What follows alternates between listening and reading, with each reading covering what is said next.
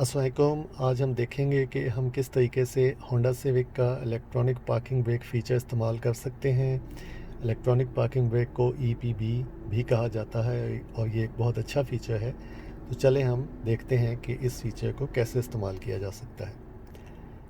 सबसे पहले हम ये देखेंगे कि जो आपके पास इलेक्ट्रॉनिक पार्किंग ब्रेक बटन है, जो पी का बटन है, जिस पे पी लिखा नज़र आ रहा है, तो ये वो बटन है जिसके ज़रिए आप ब्रेक को डिसएंगेज या इंगेज कर सकते हैं। अगर आपकी गाड़ी की ब्रेक ऑन है, ब्रेक लगी हुई है और आप उसको रिलीज़ करना चाहते हैं, तो आप इस बटन को एक दफ़ा हल्का सा नीचे पुश करके ऐसे छोड़ देते हैं, तो आपकी गाड़ी की ब्रेक रिलीज़ होती है।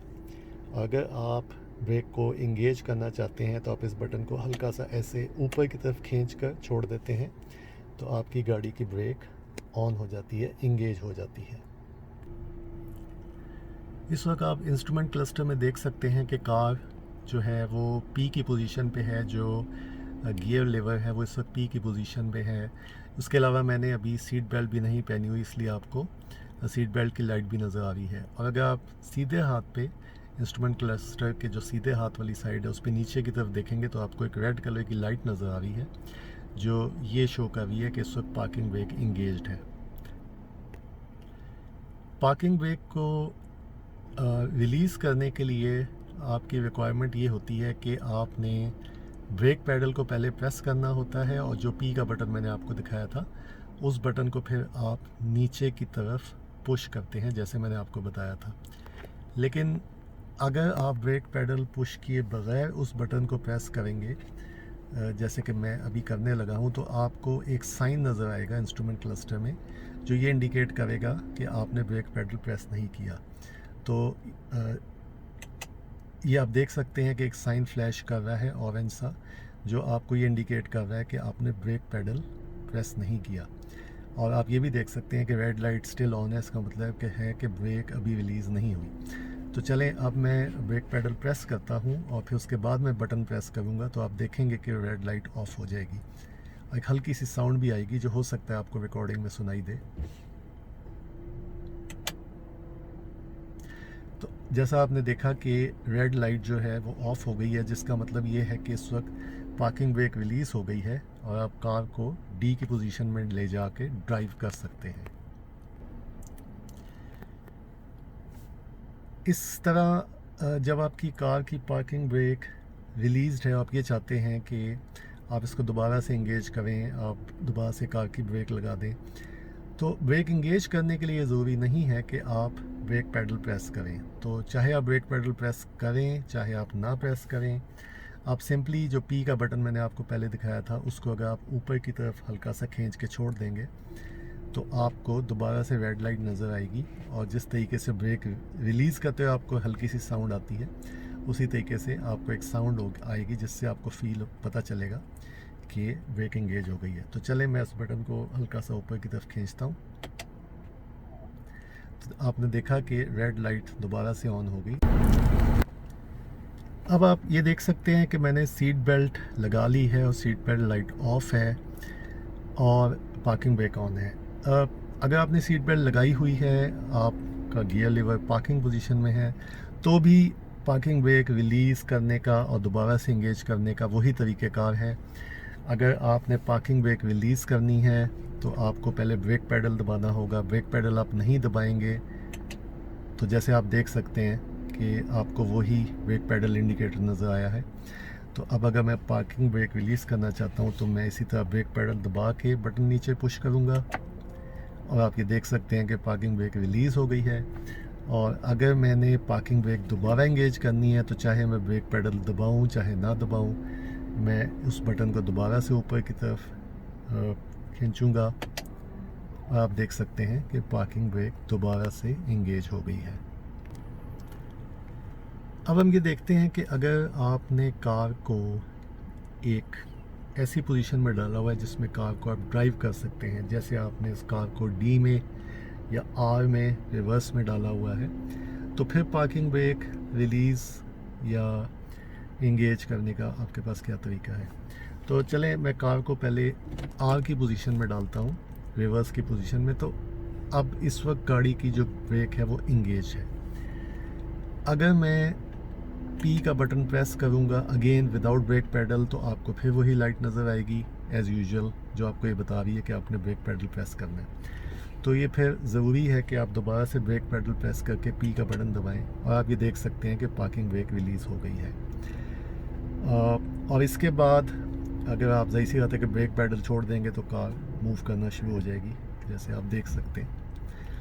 तो और इसके बाद अगर आप पार्किंग ब्रेक दोबारा से इंगेज करना चाहते हैं, ज़ाहिर सी बात है कि आप अगर आपकी कार मूव कर रही है, आप रिवर्स में जा रहे हैं, तो ये पार्किंग ब्रेक इंगेज करने से पहले ज़रूरी होगा कि आप पहले ब्रेक का पैडल प्रेस करें ताकि कार आपकी स्टॉप हो जाए, स्टॉप पोजीशन में आ जाए, और फिर उसके बाद आप पार्किंग ब्रेक के बटन को ऊपर की तरफ पुश करें, और आप ये देख सकते हैं कि पार्किंग ब्रेक दोबारा से इंगेज हो गई है।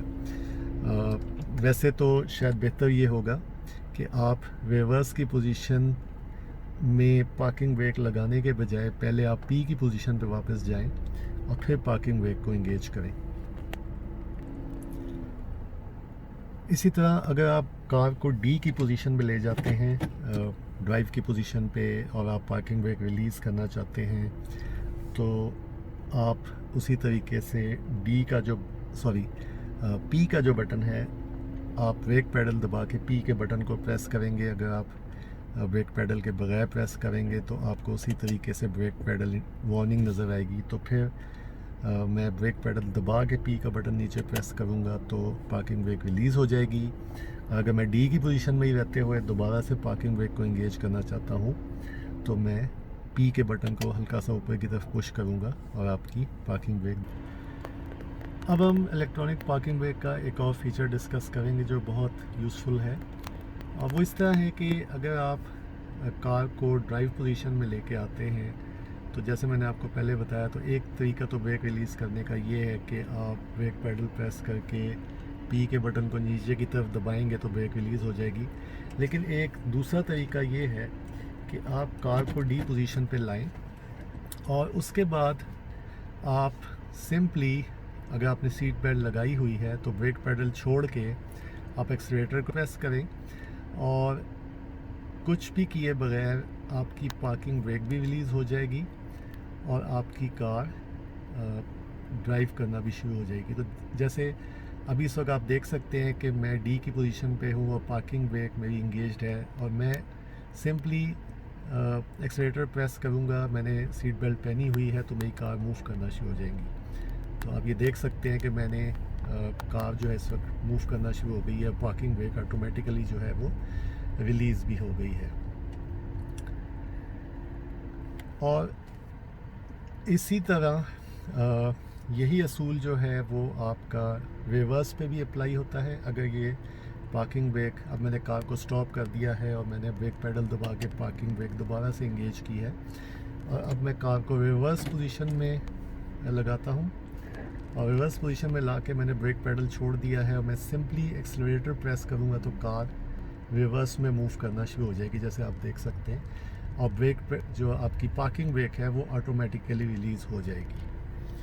तो ये एक बहुत अच्छा फीचर है, और इसका एक बहुत अच्छा एडवांटेज जो आपको है वो ये है कि फॉर एग्ज़ाम्पल अगर आप किसी ऐसी जगह पे है जहाँ हाइट है और किसी वजह से आपकी कार स्टॉप हो जाती है और आप डी पोजीशन में हैं, तो आपको, जैसे एक मैनुअल कार में होता है कि आपको एक कम्बिनेशन बनाना पड़ता है, जो आपका क्लच पैडल होता है, क्लच पैडल, एक्सीलरेटर और पार्किंग ब्रेक को आप एक कम्बिनेशन बना के आपको रिलीज़ करना पड़ता है ताकि आपकी कार पीछे की तरफ मूव ना करे।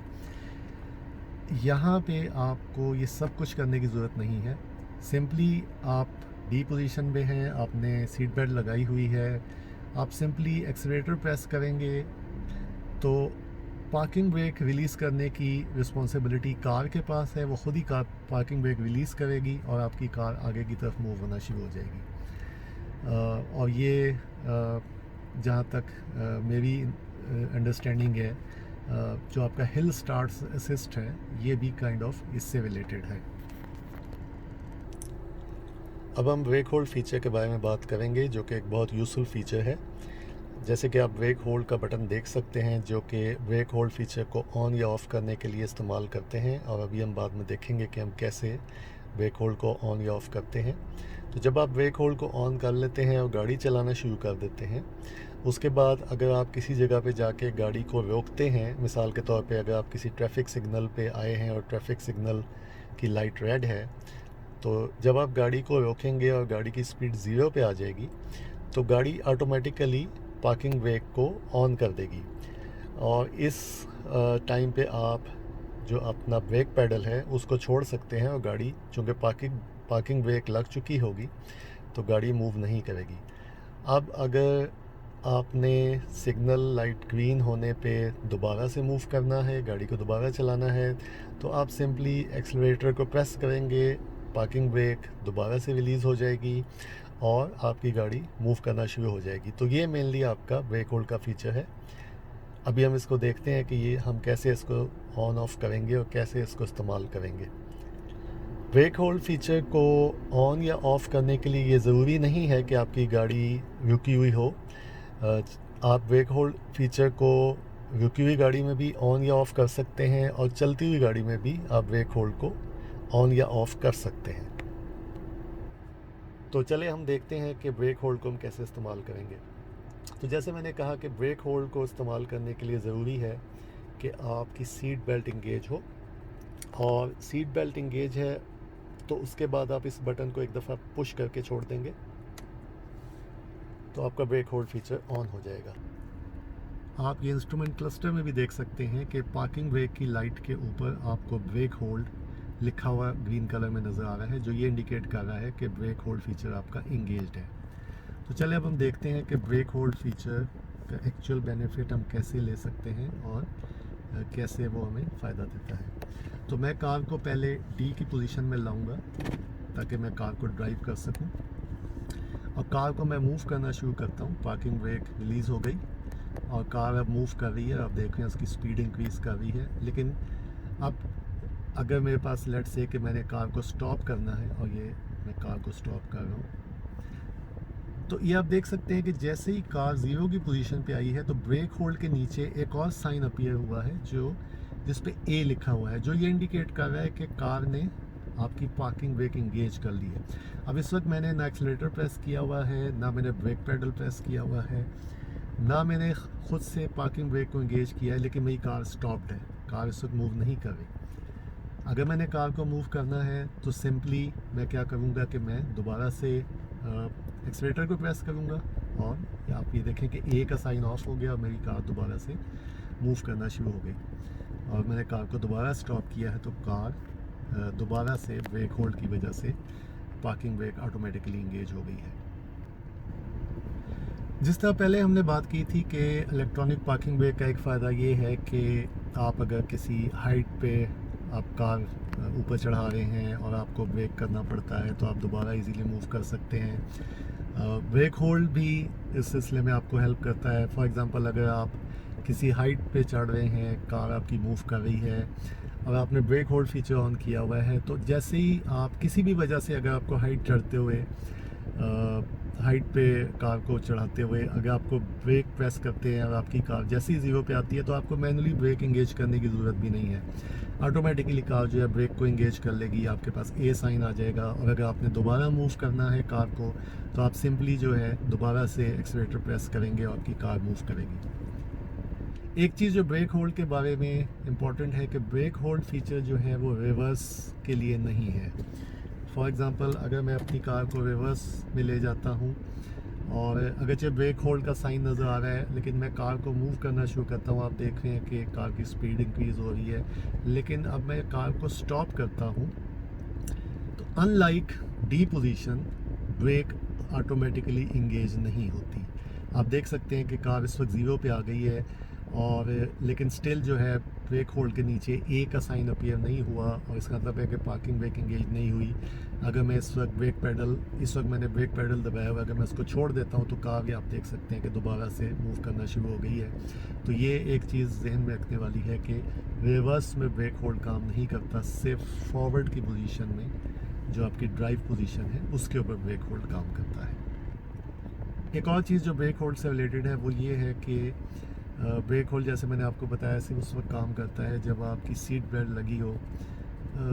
अगर आपकी गाड़ी जो है वो ब्रेक होल्ड पोजीशन में है, ऑटोमेटिकली ब्रेक होल्ड इंगेज हुआ है, आपको ए लिखा नज़र आ रहा है, आप सीट बेल्ट रिमूव कर देते हैं। जैसे मैं अभी अगर सीट बेल्ट हटा देता हूँ तो आप देख सकते हैं कि सीट बेल्ट का साइन नज़र आ गया है और गाड़ी जो है उसकी पार्किंग ब्रेक जो है वो रेड कलर में ऑटोमेटिकली इंगेज हो गई है। तो ये भी एक सेफ्टी फीचर है कि अगर आप सीट बेल्ट रिमूव कर देते हैं वाइल ऑन ब्रेक होल्ड तो कार जो है वो फुल पार्किंग ब्रेक पोजीशन में चली जाती है। और इस वक्त चूँकि मैंने सीट बेल्ट रिमूव कर दी है, अगर मैं एक्सीलेटर प्रेस करूँगा तो कार मूव नहीं करेगी। तो ये देखें कि अगर मैं एक्सीलेटर प्रेस करता हूँ तो मुझे बीप की साउंड आएगी और कार मूव नहीं करेगी। तो ये भी एक सेफ्टी फीचर है कि ब्रेक होल्ड में अगर आप सीट बेल्ट रिमूव कर देते हैं। एक और चीज़ ब्रेक होल्ड के बारे में ये है कि ब्रेक होल्ड की सेटिंग जब आप कार स्टॉप करते हैं तो वो सेटिंग रिटेन नहीं रहती। जैसे अगर आप देखें क्रूज़ मेन या इकॉन की सेटिंग्स जो हैं वो कार स्टॉप करके आप दोबारा स्टार्ट करें तो वो सेटिंग्स रिटेन रहती हैं, लेकिन ब्रेक होल्ड रिटेन नहीं रहता। जैसे मैं आपको करके दिखाता हूँ कि अभी मेरी कार अभी रनिंग है तो मैं इसको स्टॉप करके दोबारा स्टार्ट करूँगा और आप देखेंगे कि ब्रेक होल्ड की ऑप्शन फिर आपको दोबारा से ऑन नज़र नहीं आएगी। अब ये कार मैंने ऑफ़ कर दी है और मैं इसको दोबारा से ऑन करने लगा हूँ।